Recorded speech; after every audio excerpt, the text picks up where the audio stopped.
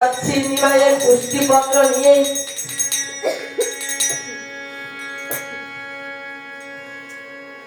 আর এদিকে তখন কি কার্য করলেন? নিমাইয়ের যে নিত্যানন্দ তখন এই যে সচিবতাকে বললেন, ও বাবা তুমি তো জানো না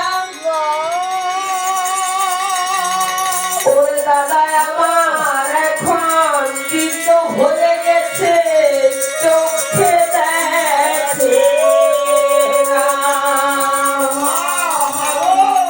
আমার হাতে দাও, আমি এই পুষ্টিপত্র একটু আমি নয়নে দেখবো দাদা। এই যে নিমার কি হয়েছে আমি একটু দেখি না। আর এদিকে নিত্যানন্দ কি কার্য করলেন? যে পুষ্টিপত্র এলেন যখন দেখিতে লাগলেন, আর পুষ্টিপত্র দেখে তখন নিমাই সচিমাতাকে বললেন, ও সচিমাতা নিমাইয়ের বিদেশ যাত্রা।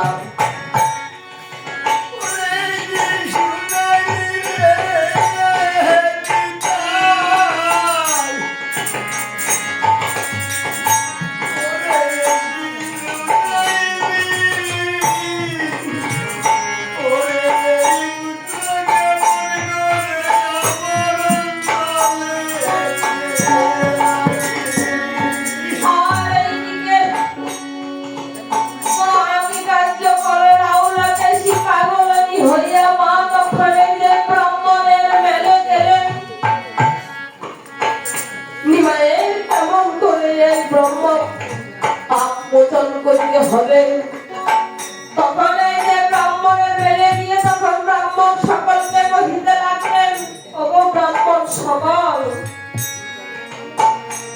আমার নিমাইয়ের দেহ থেকে কেমন করে ব্রহ্মবদের পাপ মোচন হবে আমাকে একটু পাতি দিন। তোমাকে তোমার এই নিমাই যদি ব্রহ্ম শান্তি পোষণ করতে হয় তাহলে নবলক্ষ তোমাকে যজ্ঞ করতে হবে। আমাকে নবলক্ষ যজ্ঞ করতে হবে? আমি নবলক্ষ যজ্ঞ করবো, তবে আমার নবলক্ষ যজ্ঞের জন্য কি কি সামগ্রী লাগবে?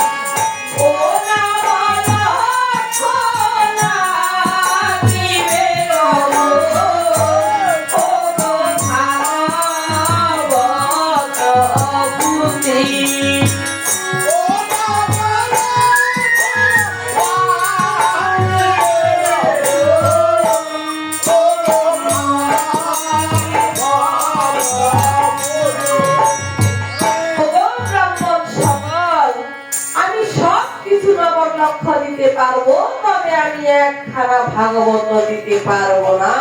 কেন ভাগবত দিতে পারবে না? ভাগবত এমন কি অন্যায় করেছে তুমি? সব তুমি দিতে পারবে, একটা ভাগবত দিতে পারবে না কেন তুমি?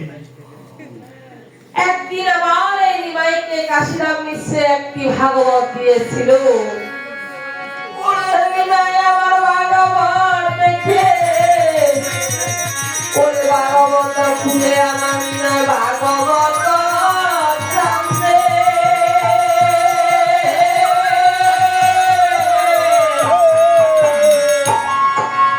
ভাগবত খুলে নিমাই রাধা বইলে কাঁদে।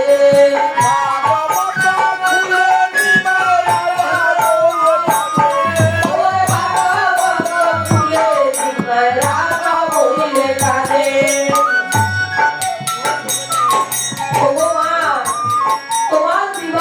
হলো একটা ভাগবত। তোমার দিবা এক ভাগবত হয় ভাগবত শাস্ত্র, আর এক ভাগবত হয় ভক্তি রস পাত্র। মাগো তোমার নিমাই তো হলো সাক্ষাৎ ভাগবত। আর এই ব্রাহ্মণের মেল থেকে তখন কি কার্য করলেন?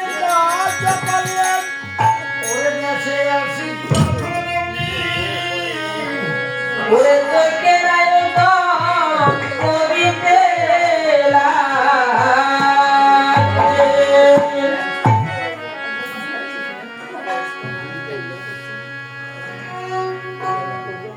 এই যে এই যজ্ঞের আয়োজন যখন এই যে করিতে লাগলেন, ওরে আসন্ন অগ্নিতে গীত ঢালে রাখি